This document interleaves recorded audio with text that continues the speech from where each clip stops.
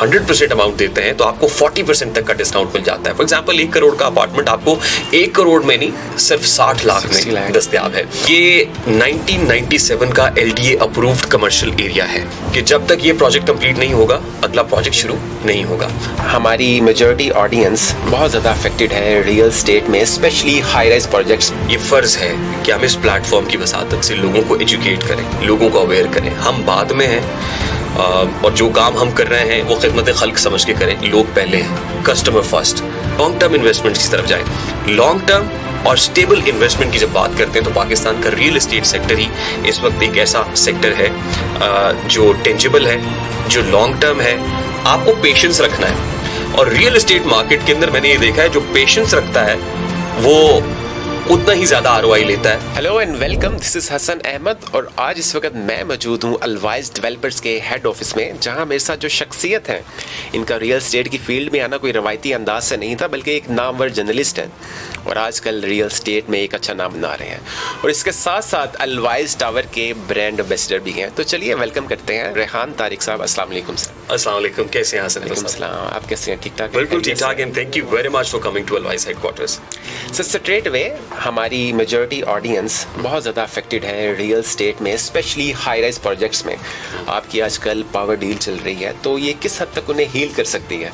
देखिए, सबसे पहले तो आपका तासुर बिल्कुल दुरुस्त है कि बहुत इफेक्टिव है रियल एस्टेट के और मैं ये समझता हूँ कि बहुत ज़्यादा रिस्पॉन्सिबल इसमें रियल एस्टेट डेवलपर्स हैं, बहुत रिस्पॉन्सिबल रियल एस्टेट कंसल्टेंट और एजेंट्स हैं। मशवरा अमानत होती है और अमानत समझ के आपको तजवीज़ करना चाहिए। जब आप अमानत में ख़यानत करते हैं तो आप ना सिर्फ ये कि अपने प्रोफेशन के साथ अनजस्टिफाइड किस्म के एटीट्यूड के साथ काम करते हैं बल्कि वो लोग जो आपके पास आस उम्मीद लेके आते हैं उनकी आस और उम्मीद भी तोड़ देते हैं। तो सबसे पहले तो डेवलपर्स, फिर रियल एस्टेट कंसल्टेंट, एजेंट्स और उसके बाद मैं समझता हूँ जो बायर्स और क्लाइंट्स हैं वो भी इक्वली रिस्पॉन्सिबल हैं कि वो छान फटक नहीं करते हैं। Exactly. अच्छा, as far as power deal is concern तो जाहिर है पावर डील को मैं समझता हूँ कि ठंडी हवा का झोंका है। वो इसलिए है कि वो आम क्लाइंट्स जो अपनी छत हासिल करना चाहते हैं, अपने घर का ख्वाब देखते हैं, मैं ये समझता हूँ कि इस पावर डील के अंदर ऐसी कॉम्पोजिशन है कि एक लोअर इनकम क्लास से लेके हायर इनकम ब्रैकेट तक का आदमी, जिसको हम इलीट कहते हैं या अपर मिडिल क्लास कहते हैं, फिर मिडिल क्लास, फिर लोअर मिडिल क्लास, सबके लिए सब कुछ है इसमें। आई मीन आप 20% डाउन पेमेंट दे के यूनिट बुक कर सकते हैं। अगर 20% डाउन पेमेंट देते हैं तो आपको 50% ऑफ दैट डाउन पेमेंट 10% का टोटल प्राइस पे डिस्काउंट मिल जाता है। अगर आप फुल कैश बायर हैं, जिसको हमने इन्वेस्टर डील कहा है, फुल कैश बायर के तौर पे अगर आप 100% अमाउंट देते हैं तो आपको 40% तक का डिस्काउंट मिल जाता है। फॉर एग्जांपल 1 करोड़ का अपार्टमेंट आपको 1 करोड़ में नहीं सिर्फ 60 लाख में दस्तयाब है। इसी तरीके से अगर आप 60% डाउन पेमेंट देते हैं तो 30% का स्ट्रेट अवे डिस्काउंट मिल जाता है। उसके अलावा हमने यहाँ पे कोशिश की कि एक कंड्यूसिव एनवायरनमेंट पैदा कर सकें उन लोगों के लिए जो ओवरसीज हैं। ओवरसीज हमारी मईशत की रीढ़ की हड्डी है। ओवरसीज का दिल पाकिस्तान के साथ धड़कता है, उनके रेमिटेंसेज आते हैं तो हमारी मईशत का पहिया चलता है। हमने ग्राउंड फ्लोर पे जो प्राइम बुलेवर्ड है वहाँ पे 18 यूनिट्स ओवरसीज के लिए डेडिकेट कर दिए, जिसको हमने ओवरसीज विस्टा का नाम दिया। जो फर्स्ट फ्लोर है, हम ये समझते हैं कि इमर्जिंग टेक्नोलॉजीज क्या है, आर्टिफिशियल इंटेलिजेंस का डोमेन है, इंटरनेट ऑफ थिंग्स का डोमेन है, जो सॉफ्टवेयर डेवलपर्स हैं, इंफॉर्मेशन टेक्नोलॉजी से ताल्लुक रखने वाले लोग हैं, उनके लिए 18 यूनिट्स फर्स्ट फ्लोर के ऊपर इनोवेशन हब के नाम से डेडिकेट कर दिए हैं। और सेकेंड फ्लोर जो फूड कोर्ट है वहाँ पे भी सिर्फ लिमिटेड यूनिट्स है, 18 यूनिट्स, जिसको हमने फ्यूचर फ्लेवर्स के नाम पे डेडिकेट किया है। और वो जो फ्यूचरिस्टिक कुजीन्स पे काम करते हैं, डार्क किचन पे काम करते हैं, कैफेज पे काम करते हैं, उन लोगों को हमने ये फेवर दिया कि स्ट्रेट अवे वो 25% का डिस्काउंट ऑफर अवेल कर सकते हैं। मैं ये समझता हूँ कि इस कॉम्पोजिशन में सबके लिए कुछ ना कुछ है। Very nice. अच्छा रेहान भाई, आपकी पावर डील बहुत इंटरेस्टिंग है और कॉन्सेप्ट भी बहुत डिफरेंट है, लेकिन मेरा एक सवाल है जो कि कस्टमर्स का भी हो सकता है कि आप 40% तक डिस्काउंट दे रहे हैं, तो क्या डेवलपर्स का इतना प्रॉफिट होता है, इतना मार्जिन होता है, या ये आप फेवर दे रहे हैं अगर कस्टमर को, तो कहीं कल को जाके ये एक्सेलेशन चार्जेस में तो नहीं बदल जाएगी? अच्छा, ये बड़ा पर्टिनेंट क्वेश्चन है आपका। 40% तक का डिस्काउंट, मैं ये देखता हूँ कि जो प्राइसिंग है ना, लोग प्राइस देखते हैं, वो कहते हैं अब जो बाजार में रखे हो तो हैरत क्या है, जो भी देखेगा वो पूछेगा कि कीमत क्या है। और फिर मैंने किसी से पूछा कि यहाँ पे कैसे ये सेलिंग और मार्केटिंग कैसे हो रही होती है, वो कहते हैं लोग ये देखते हैं कि प्राइस किसकी कम है। राइट, एक इंप्रेशन है। ये 5 लाख से बुकिंग है, ये 4.5 लाख रुपए से बुकिंग है, और कितने, ये सिर्फ 13,000 रुपए पर स्क्वायर फुट, 12,000 रुपए पर स्क्वायर फुट, ये 10,000 पर स्क्वायर फुट में दस्तयाब होगा। तो मैं ये कहता हूँ कि यार ये बनाएगा कैसे, ये बनना है भी या नहीं बनना है? I mean, आप एक अपार्टमेंट को अगर आप कंस्ट्रक्शन कॉस्ट देखें तो किसी भी सूरत 17-18 हज़ार रुपये पर स्क्वायर फीट से कम पे बहुत इम्प्रैक्टिकल लगता है। मतलब आप खींच खांच के कर लेते हैं, फिर आप कहीं ना कहीं, जैसे होता है ना, डेवलपर होता है वो बीच में 18-20 17-20 का ऑप्शन मौजूद होता है, तो अगर आप उस तरीके से करते हैं तो बहुत अनजस्टिफाइड है, प्रैक्टिकली पॉसिबल नहीं। तो मैं ये सोचता हूँ यार 8,000 9,000 10,000 वाला बनाएगा कैसे? अच्छा, अब आपका जो सवाल है कि 40% का डिस्काउंट आप दे रहे हैं, नंबर 1 चीज़ ये हसन भाई जो जहन में रखनी है वो ये कि लिमिटेड यूनिट्स के ऊपर है। लिमिटेड यूनिट्स और लिमिटेड टाइम ऑफर, ये हम पूरे प्रोजेक्ट पे नहीं दे सकते थे, ये once in a life time opportunity है। अच्छा, as far as profit margins are concern, तो मैं समझता हूँ कि डेवलपर्स के पास प्रॉफिट मार्जिन्स अच्छे होते हैं, वो इस तरीके से कि उसका एक मार्केटिंग की भी कॉस्ट है, मार्केटिंग का भी बजट है, फिर रिबेट्स हैं। हमने सारा पेपर वर्क किया, एनालिसिस किया, कितने यूनिट्स होने चाहिए, कितने यूनिट्स पे हम अपना प्रॉफिट मार्जिन कॉम्प्रोमाइज़ कर सकते हैं, हम अपना शेयर निकाल के कैसे क्लाइंट को दे सकते हैं। ओवरसीज़ क्लाइंट के लिए अगर 30% का डिस्काउंट हमने रखा है तो सोच समझ के रखा है। अगर हमने इनोवेशन हब पे 15% का डिस्काउंट रखा है तो कैलकुलेशंस के साथ रखा है, और सिर्फ 18 यूनिट्स के ऊपर है, सिर्फ 18 यूनिट्स।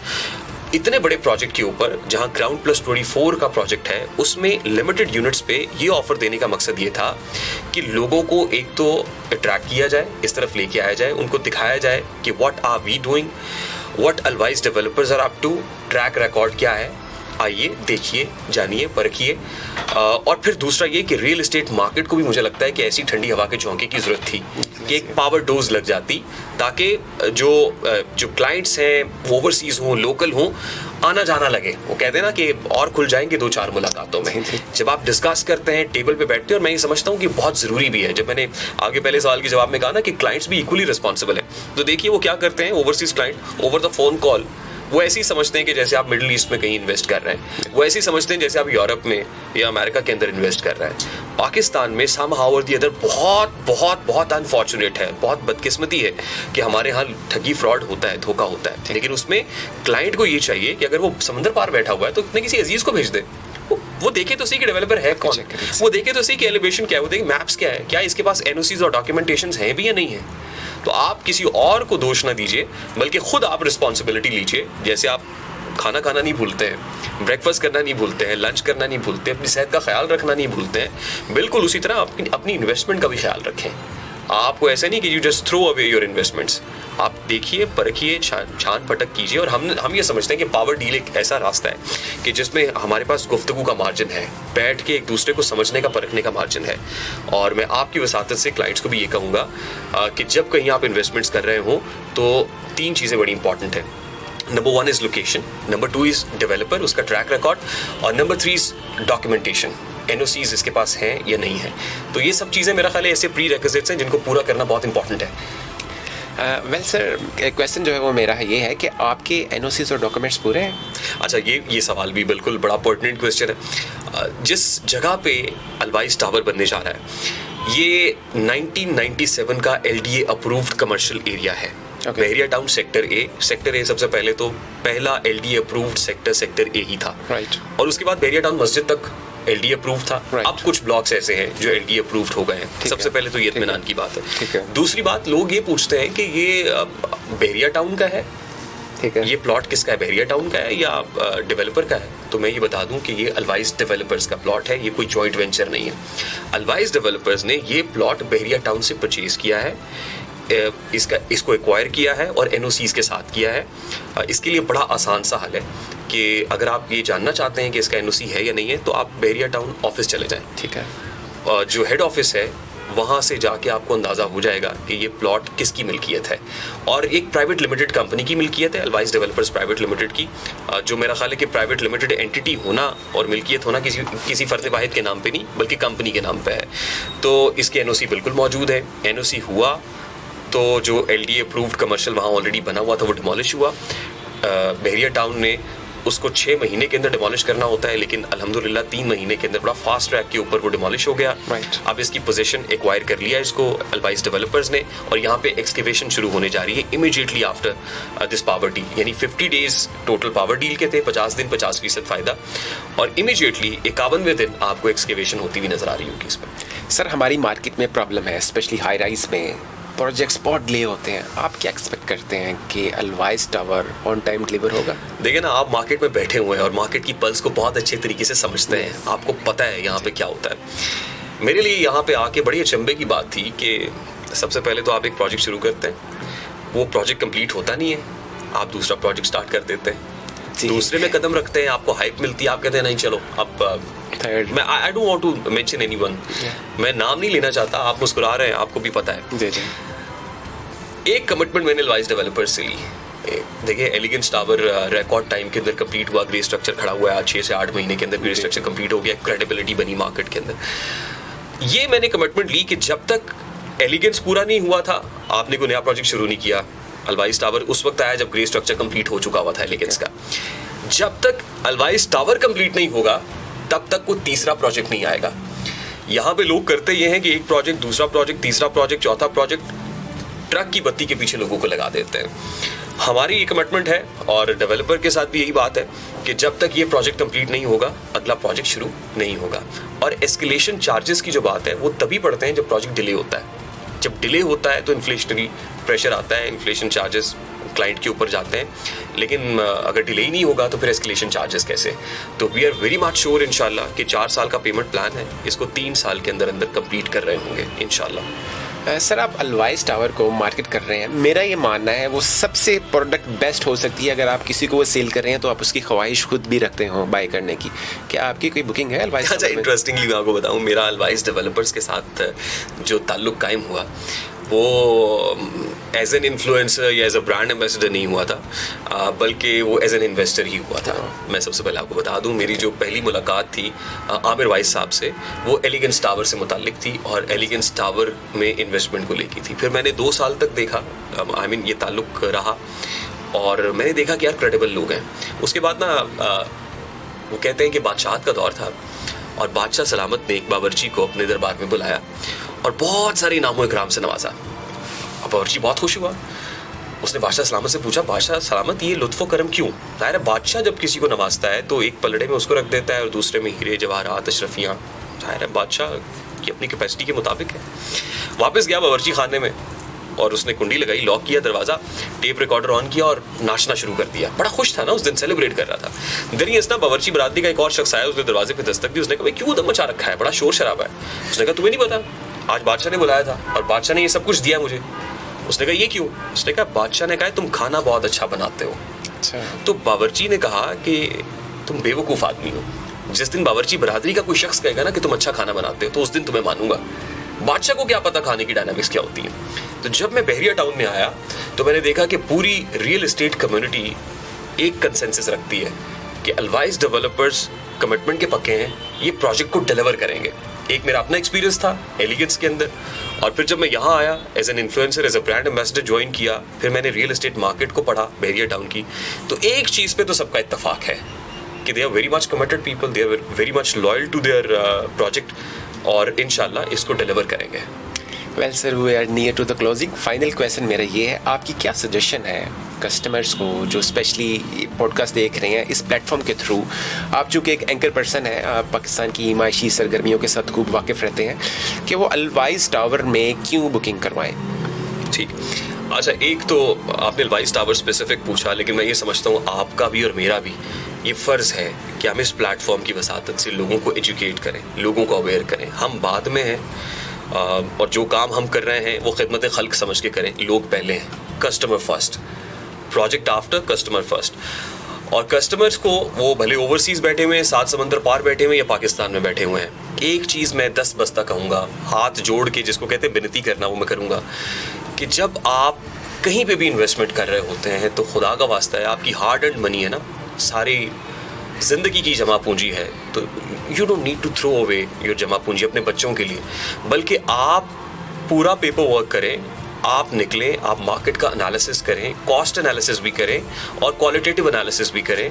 आप उस डेवलपर से जाके मिलें, उसको पढ़ें, उसको परखें, आप उसके प्रोजेक्ट को देखें, आप उसके ट्रैक रिकॉर्ड को देखें।